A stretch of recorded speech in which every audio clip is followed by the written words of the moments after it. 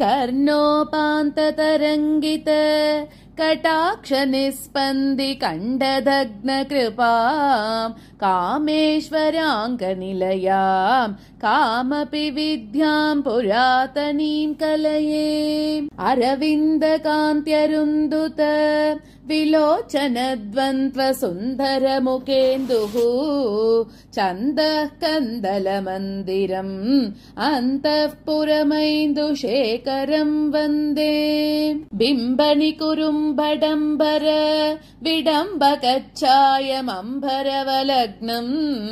कम्बुगलमम्बुदकचम् बिम्बोकम् कमपि चुम्बतु मनो मे कमपि कमनीयरूपम्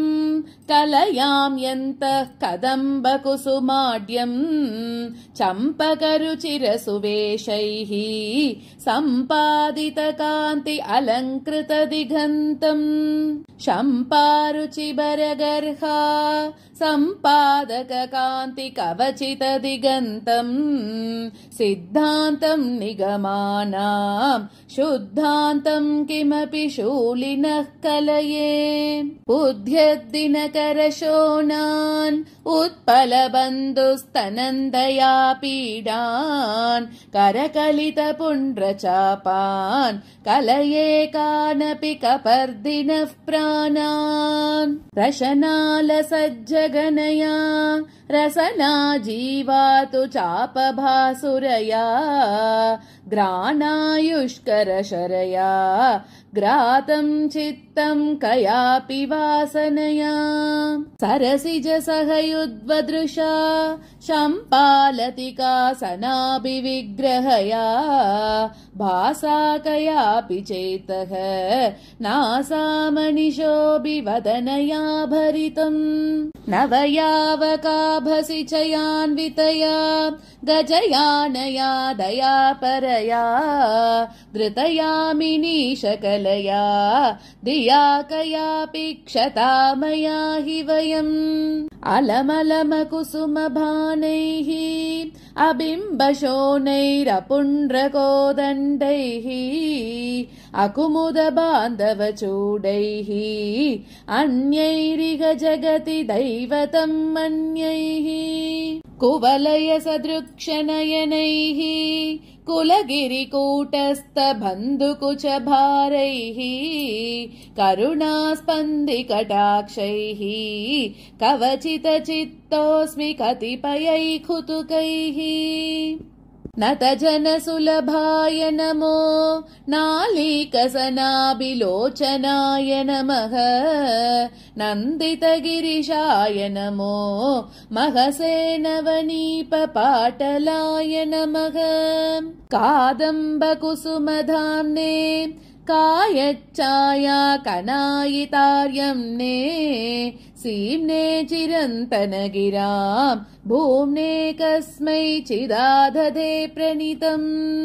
कुटिलकबरीबरेभ्यः कुङ्कुमसब्रह्मचारि किरणेभ्यः कूलङ्कषस्तनेभ्यः कुर्मः प्रणतिम् कुलाद्रिकुतुकेभ्यः कोकनदशोणचरणात् कोमलकुरलालिविजितशैवालात् उत्पलसुगन्धिनयनात् उररीकुर्मो न देवतामन्याम् आपाटलाधराणाम् आनीलस्निग्धबर्भरकचानाम् आम्नाय जीवनानाम् आकूतानाम् हरस्य दासोऽस्मि पुङ्कितविलासहासस्फुरितासु पुराहिताङ्गनिलयासु मग्नम् मनो मदीयम् कास्वपि कामारि जीवनाडीषु ललिता पातु शिरो मे ललाटमम्बा च मधुमती रूपा भ्रूयुग्मम् च भवानी पुष्पशरा पातु लोचनद्वन्द्वम् पायान्नासम्भाला सुभगा दन्तांश्च सुन्दरी जिह्वा माम् अधरोष्टमादिशक्तिः चक्रेशी पातु मे चिरं चिबुकम्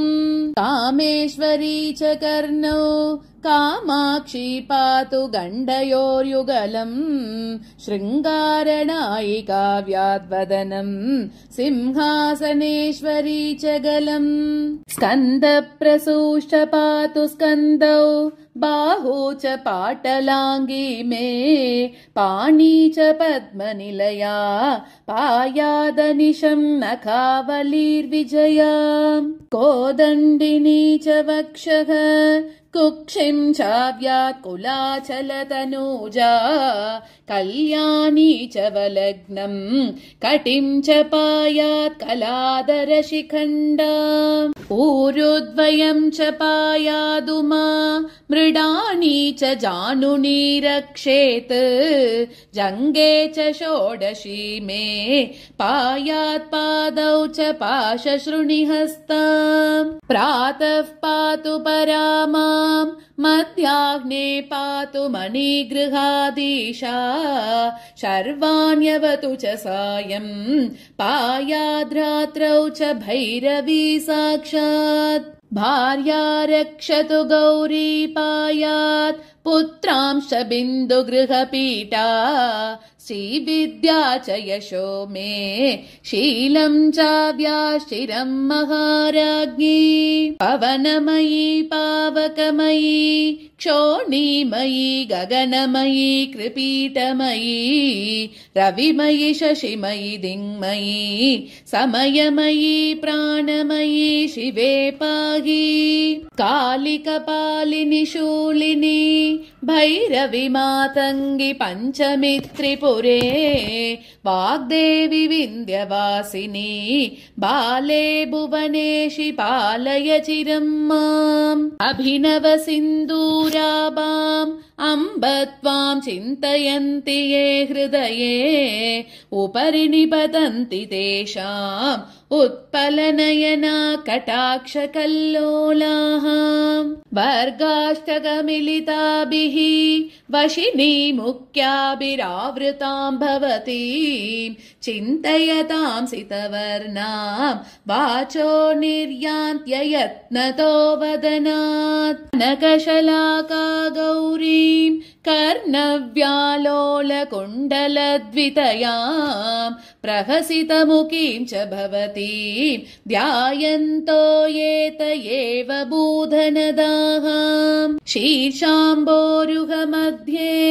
शीतलपीयूषवर्षिणी भवतीम् अनुदिनमनुचिन्तयताम् आयुष्यं भवति पुष्कलमवाप्याम् मधुरस्मितां मदारुणनयनाम् मातङ्गकुम्भवक्षोजाम् चन्द्रावतंसिनीं त्वां सविधे पश्यन्ति सुकृतिनः केचित् ललितायास्तव रत्नम् ललितपदाभिः प्रणीतमार्याभिः प्रतिदिनमवनौ पठताम् फलानि वक्तुं प्रगल्भते सैव सदसदनुग्रह निग्रह गृहीतमुनिविग्रहो भगवान् सर्वासामुपनिषताम् दुर्वासा जयति देशिकः प्रथमः इति श्री भगवन् दुर्वास महर्षि प्रणीतं ललितास्तवरत्नं सम्पूर्णं श्री ललिता त्रिपुर सुन्दरी चरणार्पणमस्तु।